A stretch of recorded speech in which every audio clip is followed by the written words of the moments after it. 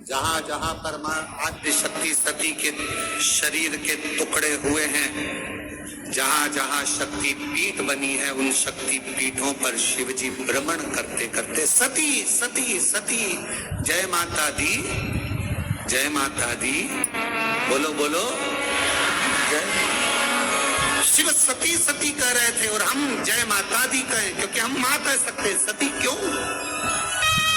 कामाख्या पीठ पर देवी भागवत कहती है, मां कामाख्या के उस शक्ति पीठ पर शंकर जी बैठकर उनके शरीर से दिव्य ज्योति निकलकर मां कामाख्या की उस पीठ से भी एक ज्योति निकलती है जो शिव ज्योति से मिलती है। शिव ज्योति बैठे बाबा। कोई तुमसे पूछे कि सबसे पहली नवरात्रि कहां से प्रारंभ हुई, कौन ने करी, जवाब देना कि मेरे देव अधिदेव महादेव ने मां सती की याद में नवरात्रे 9 दिन कामाख्या पीठ पर बैठकर मां आद्य शक्ति की आराधना करी है, साधना करी है, सती का स्मरण किया, सती का स्मरण। और कौन है जिसने सती माता का स्मरण नहीं करा? ये जितनी शक्ति पीठ है, माता सती का तो स्थान है। कौन है मां जगत जननी का जिसने भजन नहीं करा? मां दुर्गा का स्मरण नहीं करा? मां आद्य शक्ति अम्बा का स्मरण नहीं करा? कोई ऐसा देवता बता दो जिन्होंने मां शक्ति का स्मरण न करा हो। स्वयं शंकर भगवान भी मां शक्ति का स्मरण कर रहे हैं, मां देवी की आराधना कर रहे हैं, साधना कर रहे हैं। क्यों? क्योंकि शंकर भगवान 33 कोटि देवता में केवल एक देव अधिदेव महादेव ऐसे हैं जो नारी का सम्मान कैसे होना चाहिए, नारी का आदर कैसा होना चाहिए, नारी का सत्कार कैसा होना चाहिए, 33 कोटि देवता में देव अधिदेव महादेव अपनी पार्वती का आदर कर कर जनमानस को प्रेरणा देते। एक स्त्री, एक नारी बच्चों को जब विद्याध्ययन कराती है तो वो सरस्वती हो जाती है। एक नारी जब पति कर्जे में लगालूम हो जाता है, उसके पास कुछ नहीं रहता, एक पत्नी अपने मायके के भी जेवर उतार कर ला कर देती है कि कर्जा चुका देना, तब वो नारी महालक्ष्मी बन जाती है। एक नारी जब बच्चे भूखे होते हैं, पति भूखा होता है और भूख लग रही होती है, घर में कोई कैसे वो बीमार भी है ना, उसके शरीर में रोग भी है, सिर दर्द हो रहा है, बुखार आ रहा है, घर में कोई करने वाला नहीं है, तब वो नारी नौकरी करे, सर्विस करे, चाहे कहीं पर भी रहे, चाहे वो गृहस्थ आश्रम में रह रही है, परिवार में रह रही है, पर बीमार होकर भी वो रसोई घर में भोजन बनाकर भोजन करा रही है, तो वो अन्नपूर्णा बन जाती है। बच्चों को पढ़ा रहे, पति का कर्जा उतारने के लिए तो प्रदीप मिश्रा जी बहुत सारे उपाय हमें जो है प्रदोष के बताते हैं, प्रदोष काल के ही बताते हैं, क्योंकि प्रदोष काल का जो समय होता है पूजा के लिए बहुत ही अच्छा माना जाता है। और भगवान शिव जी की, पार्वती जी की पूजा जो है प्रदोष काल में बहुत ही अच्छी मानी जाती है। तो सभी के मन में डाउट रहता है कि हम प्रदोष का समय कैसे पता करें। कि कई बार ऐसा होता है कि आसपास कोई बताने वाला नहीं होता और हमें बहुत कन्फ्यूज़न होता है कि हम प्रदोष की पूजा कैसे करें, कब करें। तो आज मैं आपको यहाँ पे ऐसी जानकारी, सटीक जानकारी दूंगी कि आपको कोई प्रदोष काल के समय को लेकर मन में कोई भी कंफ्यूजन नहीं रहेगा। और जब भी आपको प्रदोष काल में डेली जब भी पूजा करनी होगी तो आप आराम से पूजा कर सकेंगी और किसी भी तरह का संशय आपको नहीं रहेगा। क्योंकि अक्सर हम कंफ्यूज हो जाते हैं कि कहीं हम गलत समय में तो पूजा नहीं कर रहे, क्योंकि गलत समय की पूजा फिर हमें लगती भी नहीं है और हमारा मन भी दुखी रहता है, हम परेशान रहते हैं कि पता नहीं हमने सही समय में क्या नहीं किया। अक्सर महिलाओं में ये टेंशन रहती है, मैं भी ऐसी हूँ, अगर कोई पूजा का समय निकल जाता है तो मन में थोड़ा डाउट आ जाता है कि हमने पता नहीं सही समय पे पूजा की है या नहीं की। तो अगर आपको भी पूजा करनी है तो प्रदोष काल में, प्रदोष के दिन जो व्रत रखते हैं वो भी, और जो व्रत नहीं रखते वो भी प्रदोष के दिन पूजा बड़े आराम से कर सकते हैं प्रदोष काल की। तो चलिए बात कर लेते हैं। जैसे कि प्रदोष का समय जानने के लिए वैसे आप पंचांग भी देख सकते हैं, अगर आपके आसपास कोई नहीं है या आपको ये नवरात्रे किसी भी तरह पता ही नहीं चल पा रहा है कि प्रदोष का समय आप कैसे पता करें, या किसी आप पंडित जी से, आसपास अपने पंडित जी से पूछ सकते हैं। और वैसे अपने शहर के अनुसार आप सूर्यास्त का समय पता कर सकते हैं। जिस समय मतलब सूर्यास्त होता है वो समय भी प्रदोष काल का माना जाता है। लेकिन ये कहना मुश्किल है कि कोई एक फिक्स समय नहीं होता प्रदोष काल का। प्रदोष काल जो होता है वो सूर्यास्त से पहले होता है और उसके लगभग के 48 मिनट का जो समय होता है जिसमें आप शिव जी की पूजा कर सकते हैं, वो प्रदोष काल का समय माना जाता है। ठीक है। और ज़्यादा कन्फ्यूजन के लिए मैंने जैसे कि आपको बताया, आप पंडित जी से पूछ सकते हैं या किसी विद्वान से पूछ सकते हैं जिन्हें प्रदोष काल के बारे में जानकारी हो।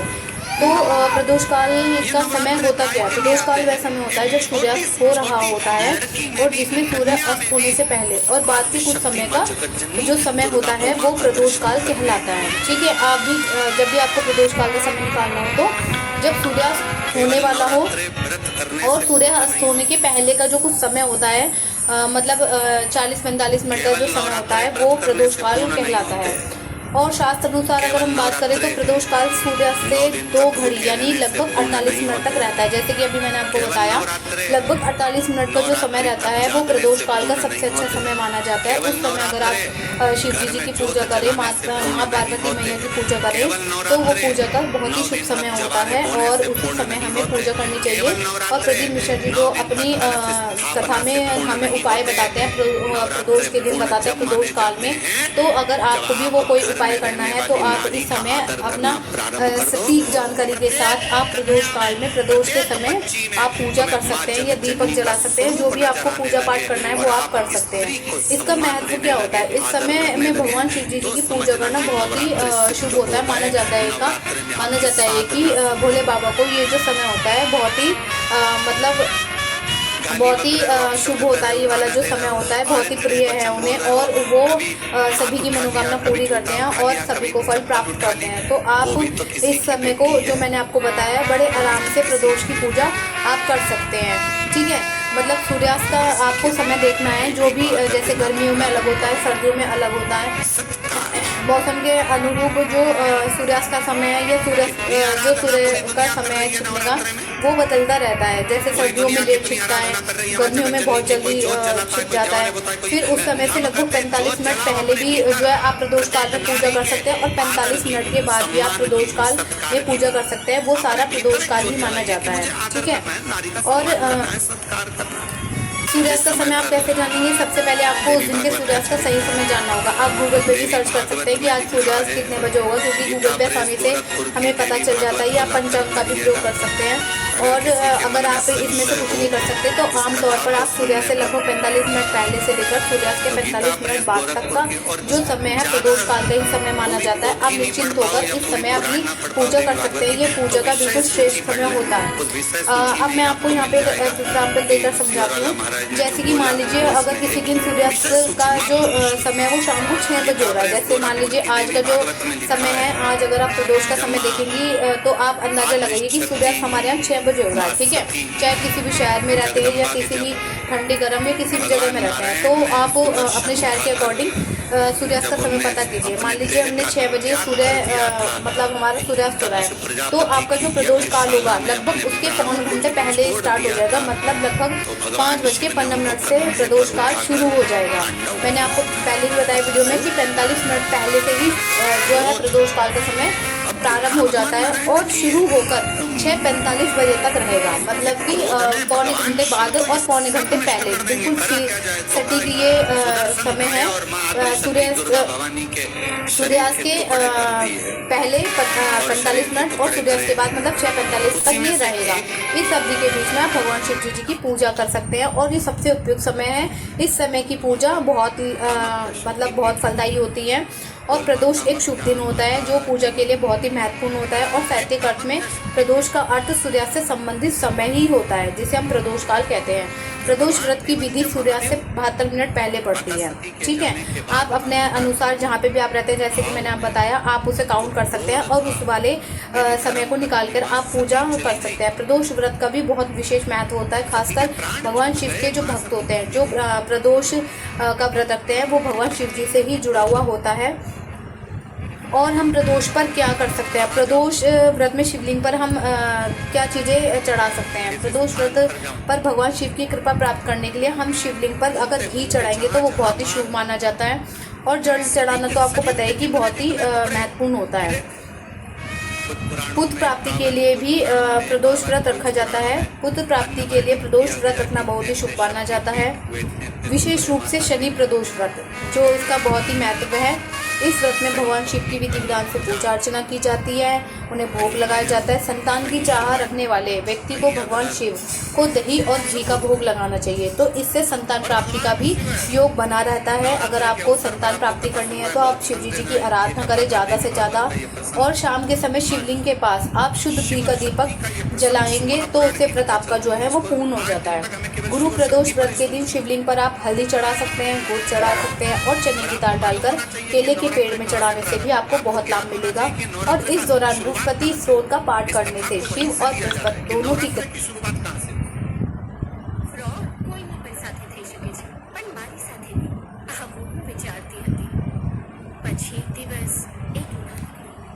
अगले दिन सूर्यास्त के बाद किया जाता है, जिसमें स्नान करके भगवान शिव जी की पूजा के बाद फलाहार या सात्विक भोजन का आप सेवन करते हैं।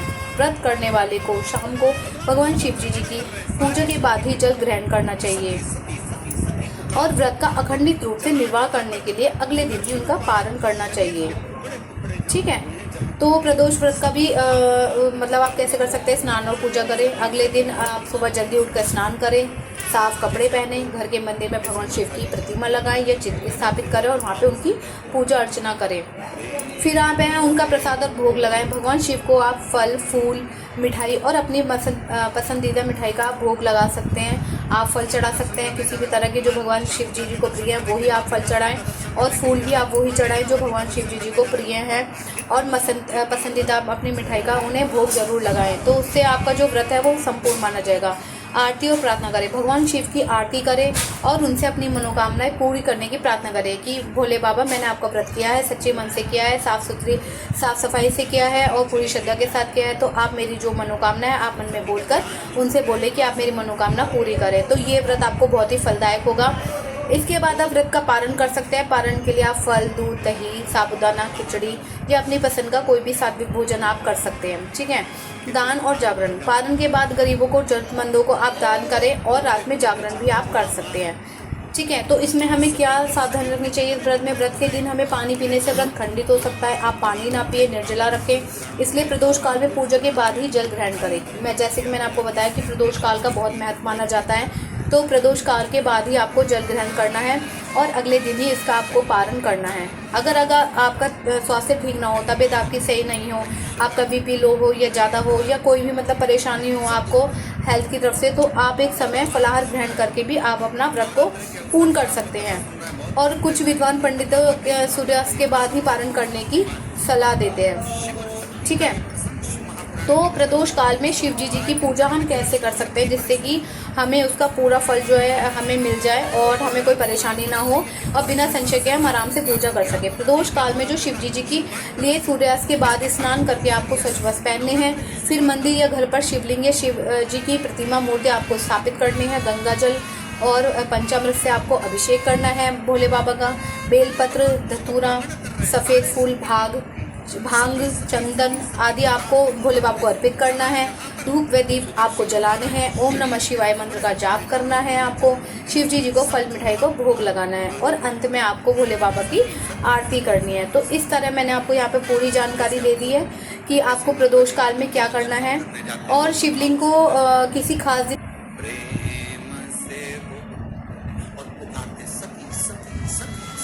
कुछ मान्यताओं के अनुसार महिला और पुरुष नंदी मुद्रा में भी शिवलिंग को स्पर्श कर सकते हैं, जबकि अन्य मान्यताओं के अनुसार खासकर प्राण प्रतिष्ठित शिवलिंग को छूने से बचना चाहिए।